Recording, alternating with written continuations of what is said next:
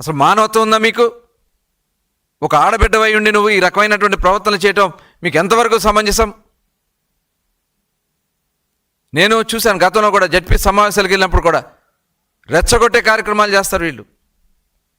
వాళ్ళ ప్రవర్తన, ఆలోచన విధానాలు ఎలాగంగా ఉన్నాయనే దానికి నిన్న వాళ్ళు వీడియోలు మొత్తం కనబడుతున్నాయి. వాళ్ళు ఏ రకంగా ఎంత దారుణంగా బూతులు తిడతా ఉన్నారు.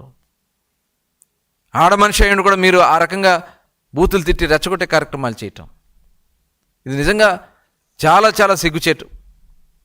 నిజంగా కృష్ణా జిల్లా జడ్పీ చైర్పర్సన్గా ఆ మహాతల్లి ఈ రకమైనటువంటి రెచ్చగొట్టే కార్యక్రమాలు చేసి ఇవాళ అక్కడ తిరగబడితే దాన్ని తెలుగుదేశం పార్టీకి, తెలుగుదేశం పార్టీ నాయకత్వానికి, ఇవాళ పేర్ని నాని గారు మాట్లాడుతున్నాడు, లోకేష్ గారు చెప్పారని చెప్పాలట.